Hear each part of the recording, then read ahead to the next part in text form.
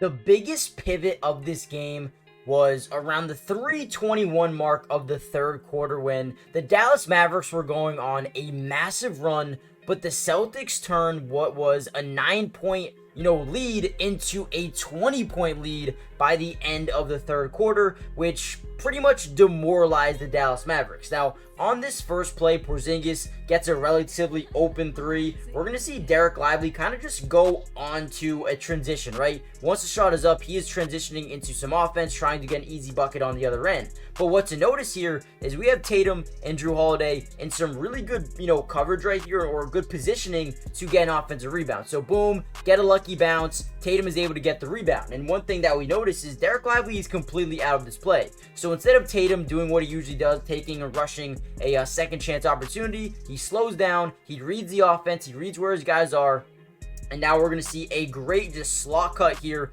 by Kristaps Porzingis, pretty much one-on-one with just the rim, right? So Porzingis kicks it over, gets a driving dunk, and this was the start of the end for Game 1 for the Dallas Mavericks. Now, in this video, we're going to break down everything you need to know about the big pivot by the Celtics late in the third quarter that basically demoralized Dallas and sent them packing, getting ready for Game 2 just by the end of the third quarter. So we're going to break down some film. I do want to let you guys know that tomorrow we're going to have another breakdown covering more of the entirety of the game. So stay tuned. This is just my quick little reaction. I thought the Celtics did a really good job in this game, getting the Mavericks out of their comfortability, right?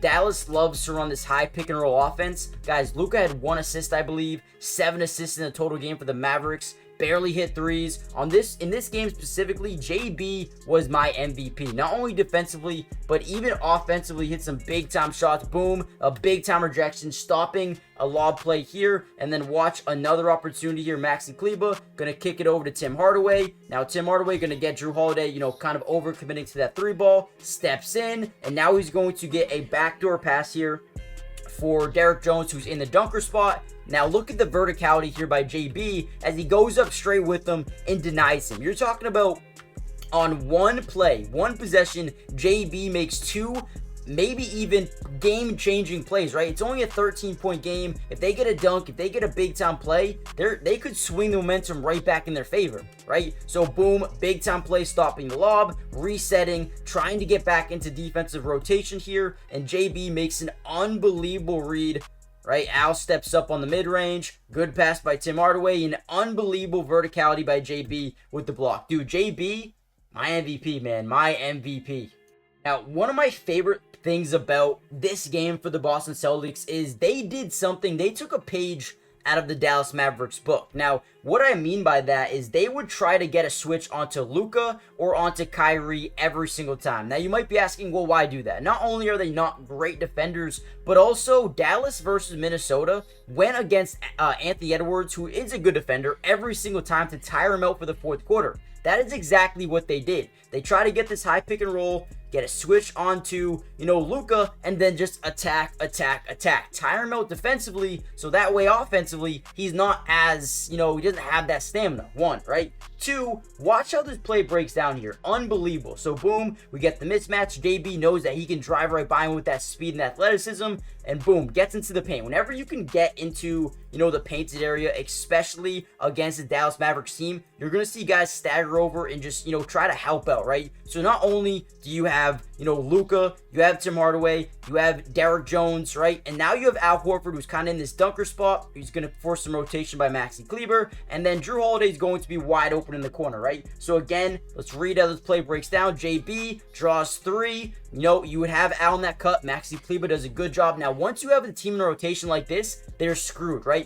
Because think about it, right? You have Jrue Holiday wide open here at the top of the key, which is boom, wide open. Now you have only one guy left who's in rotation, and that is PJ Washington. So he's got to get over here, leaving Jason Tatum wide open. You never want to see that. And realistically, Jrue Holiday, one of the best three-point shooters in the NBA from the corner. Tatum as well at the top of the key. If you're going to leave him wide open, a beautiful bucket once again extending our lead a little bit more. And then next play, we're up by 16. A minute left to go in the third. Quick isolation here. JB just going to drive right by Maxi Kleber. Draw the extra attention down low here by Daniel Gafford. Great pass to Al Horford in the corner. There is a closeout, but again, you talk about when you drive, you draw two, you get so many guys to bite down. You get so many guys, once you start driving, you're going to see this every single time. Once you drive in, you're going to draw help almost everywhere, which is going to leave the corner open. And again, that's what we saw.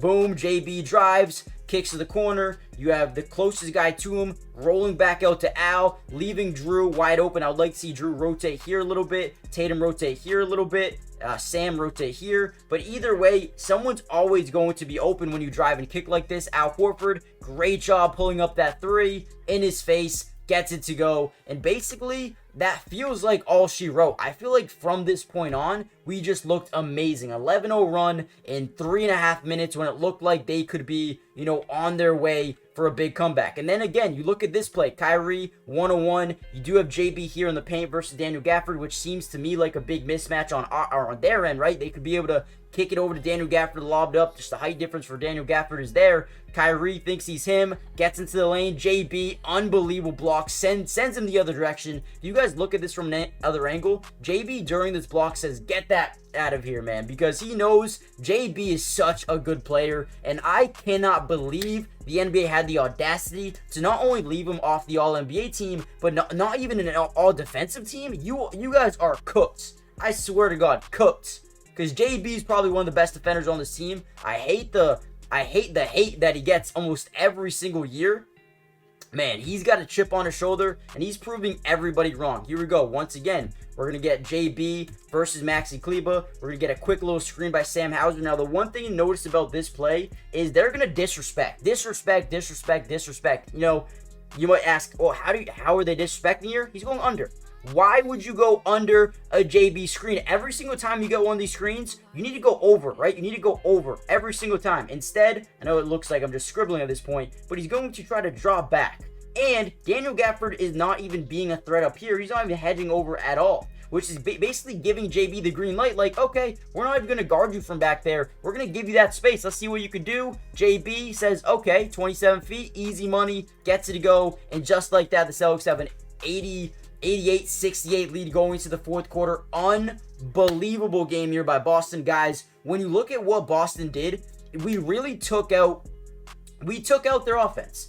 One thing that Dallas loves to do here is run high pick and roll, but it's not so effective with Derrick Jones Jr., right? Because he's not a great screen setter, which allows JB to either get over it pretty easily like he does there. But we also basically took out their bigs, right? Derek Lively, Daniel Gafford, we've heard so much stuff about them being, they're so good on pick and rolls because they're catching so many lobs. Yeah, versus the Minnesota Timberwolves, who don't have good drop zone coverage and don't have this, the switchability like us.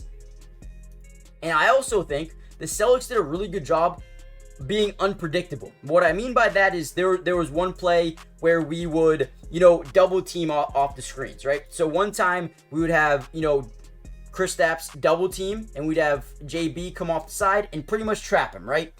Other times we would have, JB fight over. We'd have KP in a drop zone coverage, right? Other times we would just switch. We'd have JB just take Derrick Jones, Porzingis step up, rotate over, and then take the one-on-one matchup. So every single time down the floor, we would change up what we were doing, which kind of puts the offense like, okay, well, how do we attack this? And then once they figure out how to attack one defense, we go to a new defense. And then like, okay, wait, how do we exploit that, right? So they never really knew what we were going to do. We always switched up on this, specific play. We send the double, we send Porzingis, we send JB, we hedge over Derek White, making sure to get the ball, or at least try to get the ball out of his hands here.